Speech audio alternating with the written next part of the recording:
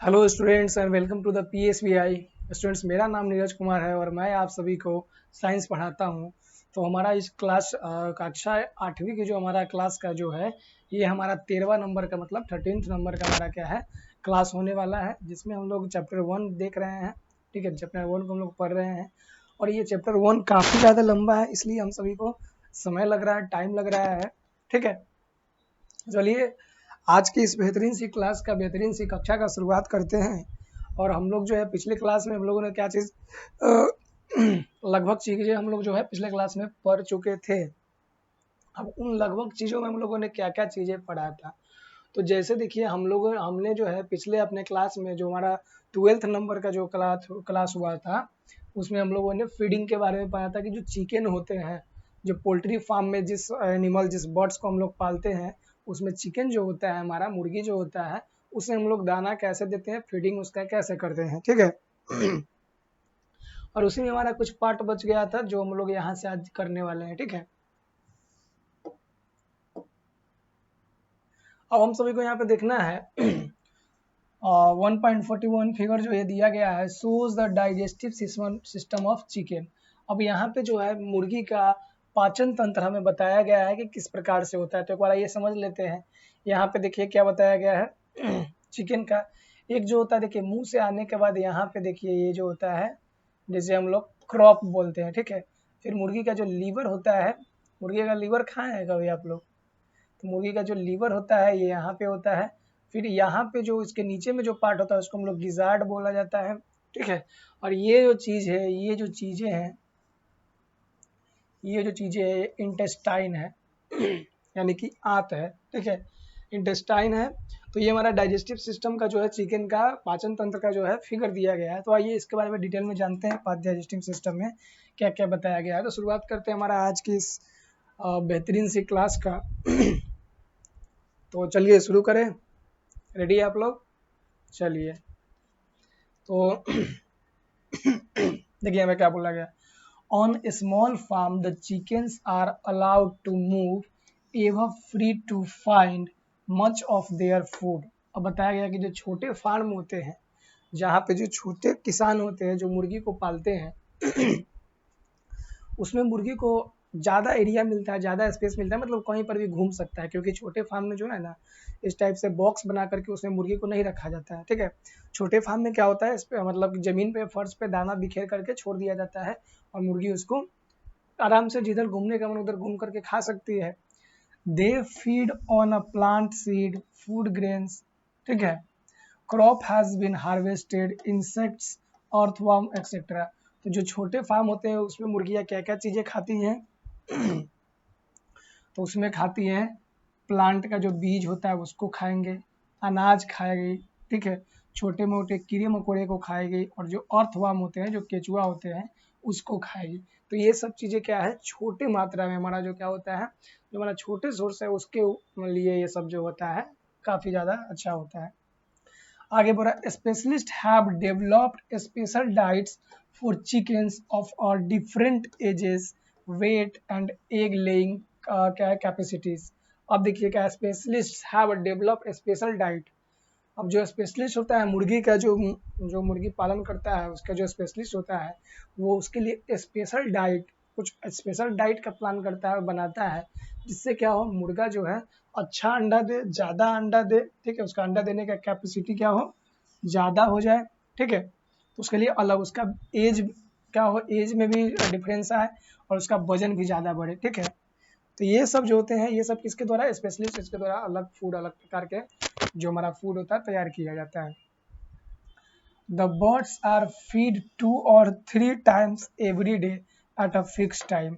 अब देखो चिड़िया का जो है ना एक दिन में कम से कम 2 से 3 बार खाना का आवश्यकता होता है, हमें उसे खाना देना पड़ेगा एक दिन में 2 से 3 बार, और एक फिक्स टाइम बना करके उसे देना पड़ता है।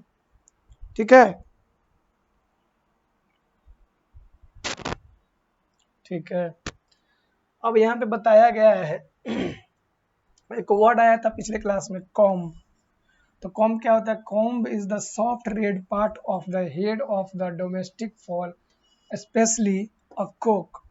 अब देखिए मुर्गे के ऊपर में ये जो लाल जो होता है ना, लाल एक पार्ट होता है जो बहुत ही सॉफ्ट होता है, जो बहुत ही क्या होता है, सॉफ्ट होता है, इसे क्या बोला जाता है, इसे ही कॉम्ब बोला जाता है। ठीक है स्टूडेंट्स, चलिए आगे चलते हैं।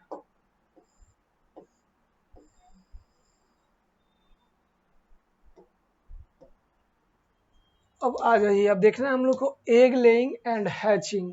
एग लेइंग क्या होता है और हैचिंग मतलब कि जो मुर्गे होते हैं वो अंडा कैसे देते हैं, और उससे जो चूजा होता है, छोटा जो चूजा होता है, उसका हैचिंग कैसे होता है, उसके बारे में आइए हम लोग पढ़ते हैं, शुरुआत करते हैं। ठीक है, hens start hens start laying egg at the age of about 6 month.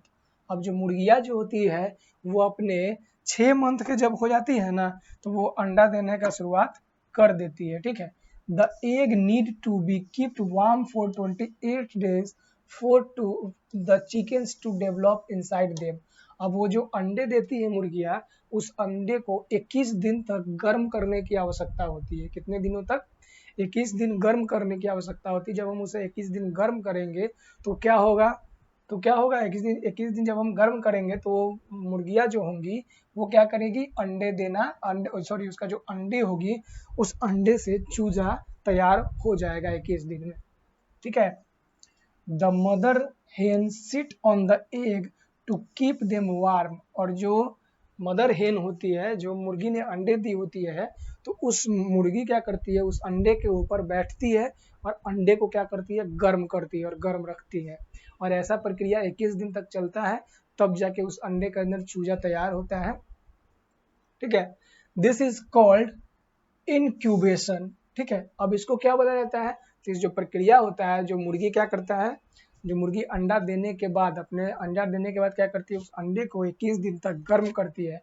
इस प्रक्रिया को क्या बोला जाता है, इनक्यूबेशन बोला जाता है। ठीक है, in a big poultry farm the egg are keep warm in the क्या है, इनक्यूबेटर्स। अब देखिए, जब मुर्गी इस अंडे को 21 दिन तक खुद से गर्म करेगी, तो उस प्रोसेस को, उस प्रक्रिया को क्या कहा जाएगा, इनक्यूबेशन बोला जाएगा। लेकिन कि जो बड़ा बड़ा पोल्ट्री फार्म होता है, जिसका काम होता है चूजा बनाना, चूजा का निर्माण करना, वो पोल्ट्री फार्म एक मशीन का इस्तेमाल करती है अंडे को गर्म करने के लिए, उसे बोला जाता है इनक्यूबेटर बोला जाता है। ठीक है, उन्हें क्या बोला जाता है, इनक्यूबेटर बोला जाता है।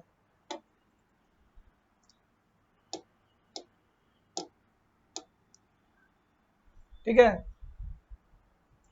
आइए, N incubator is a box like apparatus in which egg are hatched by the artificial क्या है, वार्मथ। ठीक है, अब जो होता है, देखिए इंक्यूबेटर क्या होता है, एक बॉक्स के जैसा होता है। ठीक है, क्या होता है, एक बॉक्स के जैसा बना होता है।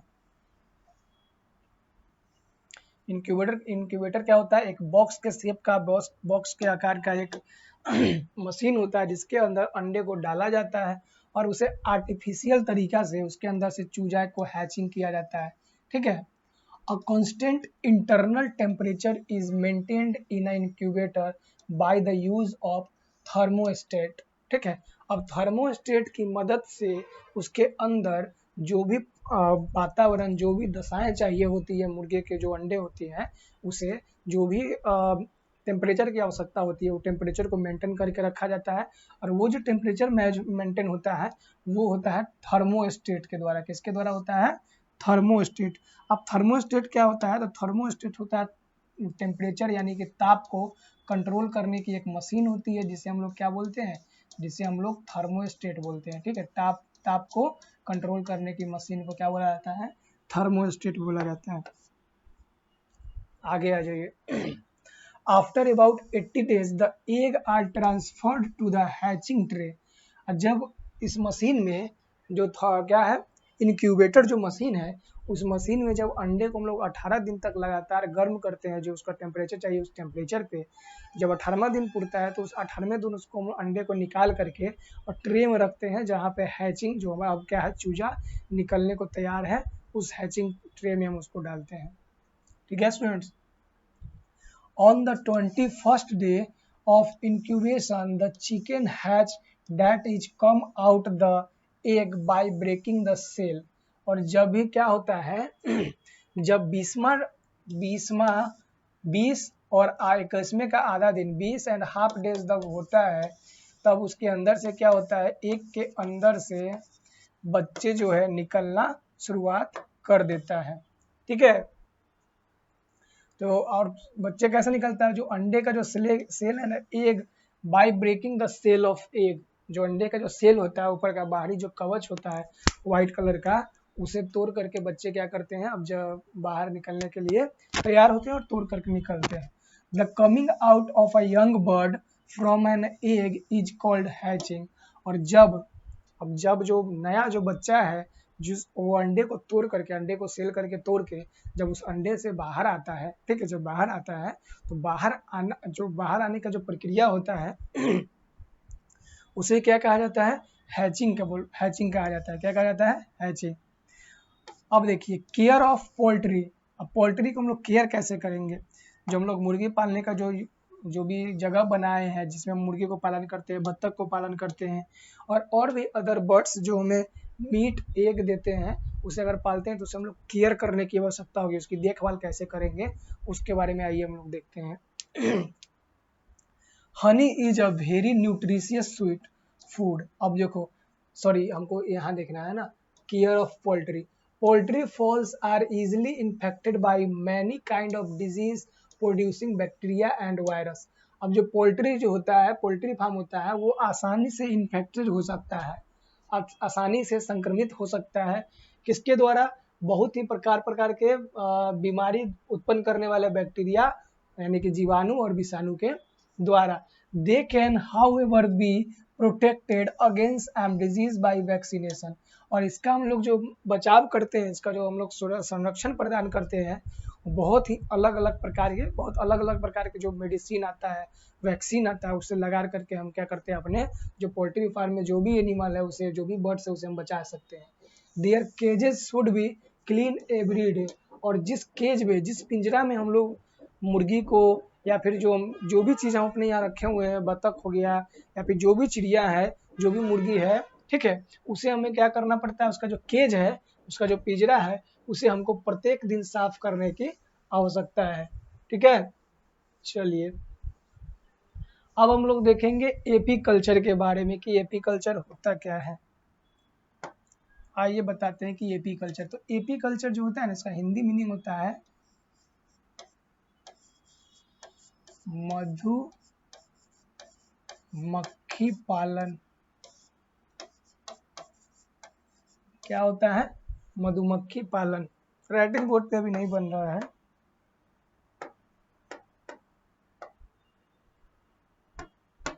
तो एपी कल्चर मीन्स होता है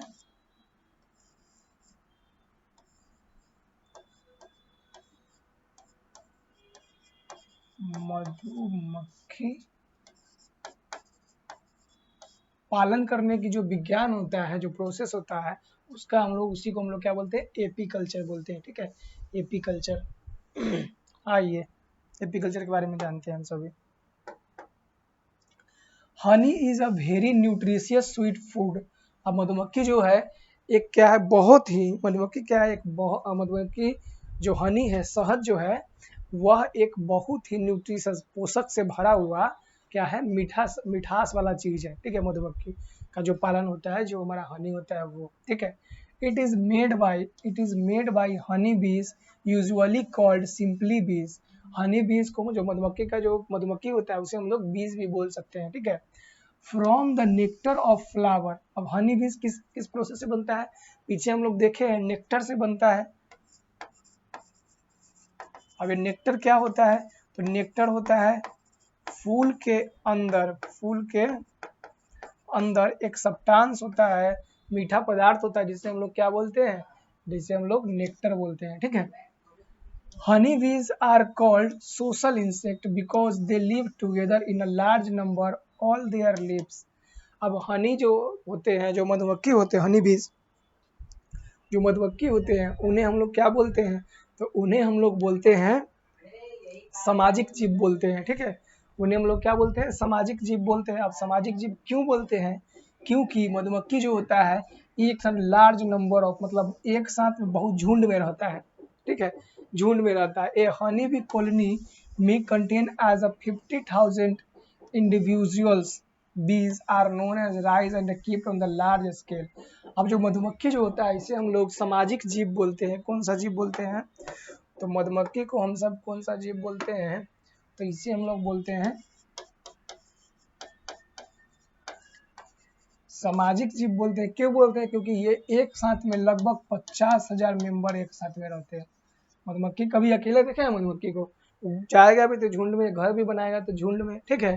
तो सामाजिक जीव लगभग जो होते हैं 50,000 मेंबर एक साथ में इंडिविजुअल रहते हैं और एक साथ में अपना जीवन पोषण करते हैं मधुमक्खी। इसी कारण से मधुमक्खी को हम लोग सोशल जीव यानी कि सामाजिक जीव भी बोलते हैं, ठीक है। Bees are now raised and kept on a large scale, ठीक है। The raising and the keeping of bees is called apiculture।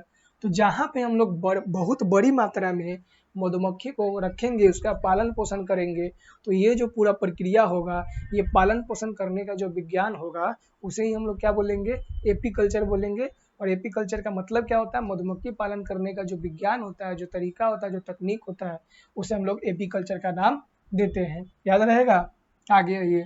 A place where bees are raised and keeped is called the apiary. आ जाइए apiary. अब देखिए, जो मधुमक्खी पालन करने का जो हमारा प्रोसेस होगा, जो साइंस होगा, जो टेक्नोलॉजी होगा, उसे ही हम लोग क्या बोलेंगे? एपीकल्चर बोलेंगे। या फिर जहाँ पे हम लोग एक साथ में बहुत बड़ी मात्रा में मधुमक्खी का पालन करेंगे, उसे हम लोग क्या बोलेंगे? एपीकल्चर बोलेंगे। और जिस जगह पे हम लोग मधुमक्खी को रखते हैं, जिस जगह को, जैसे हम लोग जहाँ पे चिकन यानी मुर्गी को रखते थे, बत्तख को रखते थे, उसे हम लोग क्या बोलते थे? पोल्ट्री फार्म बोलते थे। उसी प्रकार से जहाँ पे हम लोग मधुमक्खी को रखेंगे, उसे हम लोग क्या बोलेंगे? एपियरी बोलेंगे। क्या बोलेंगे? एपियरी बोलेंगे। Clear students? चलिए आगे चलते हैं, आगे आ जाइए। A beehive in a apiary is a container made for the bees to live in।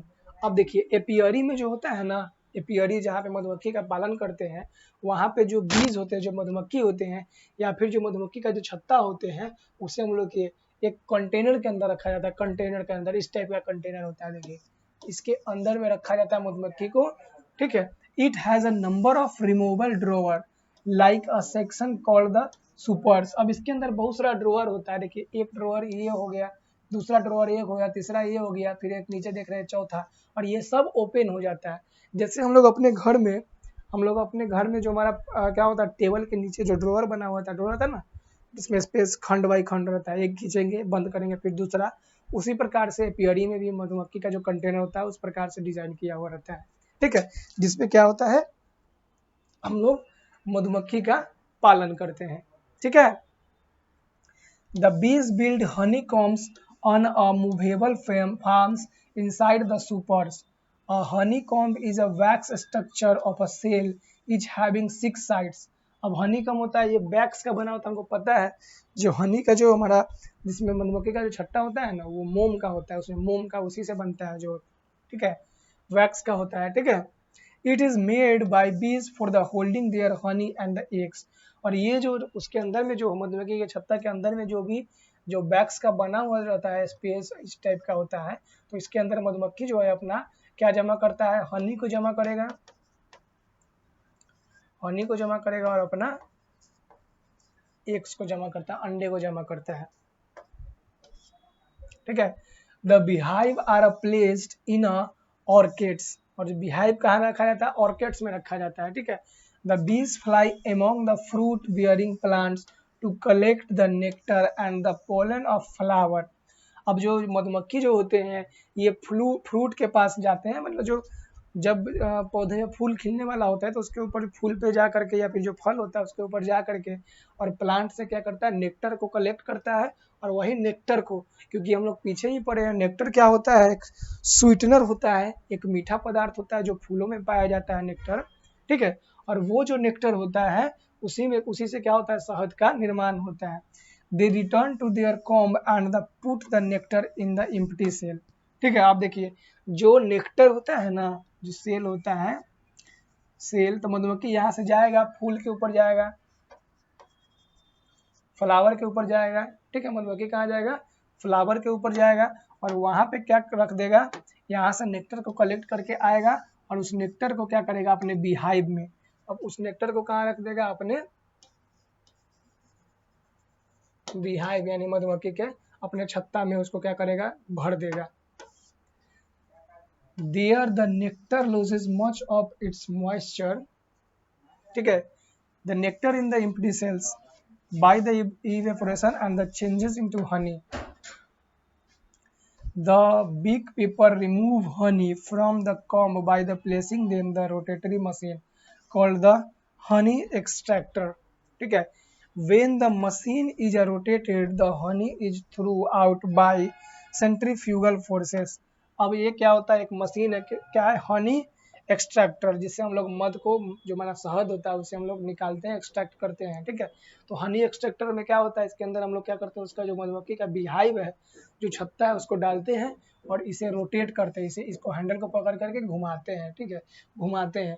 और घुमाने से क्या होता है, इसके अंदर कौन सा फोर्स आता है, सेंट्रीफ्यूगल फोर्स आता है, ठीक है, यानी कि अभिकेंद्रीय बल आता है, सेंट्रीफ्यूगल फोर्स, जिसके कारण क्या होता है, मधुमक्खी के छत्ते से जो मध है, जो हमारा शहद है, वो निकल जाता है और उसके अंदर enough honey is left to the comb for the bees to the feed on when the flower are not blowing and the nectar is not available.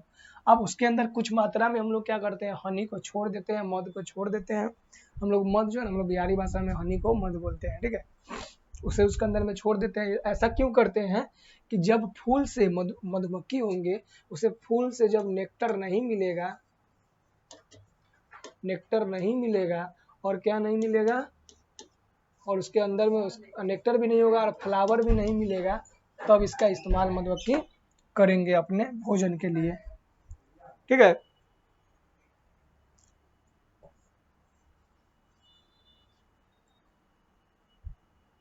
When the weather grow cool, the hives are moved indoors. और जब वातावरण ठंडी होती है तो उस hives मधुमक्खी के छत्ते को क्या करता है, बाहर की तरफ क्या करते हैं, हम लोग इंडोर में रख देते हैं। जब वेदर मतलब जब वातावरण ठंडा हो जाता है तो उसे हम लोग इंडोर में रख लेते हैं, और जब मौसम गर्म होता है तो उसे हम लोग आउटडोर में रख लेते हैं, ठीक है। The big pepper protect the bees from rat and the mice. He take care that none of the hives run on the food.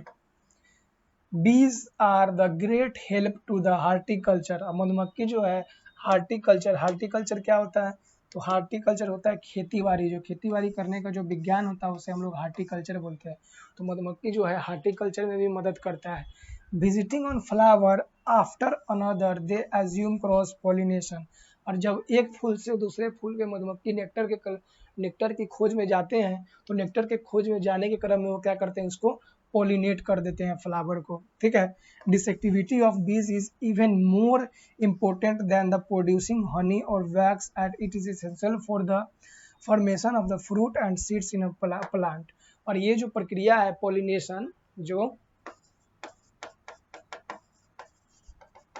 Pollination की जो प्रक्रिया है, ये पेड़ों में, पौधों में बहुत ही आवश्यक है। किस लिए, फूल के लिए और फल के लिए और बीज के लिए,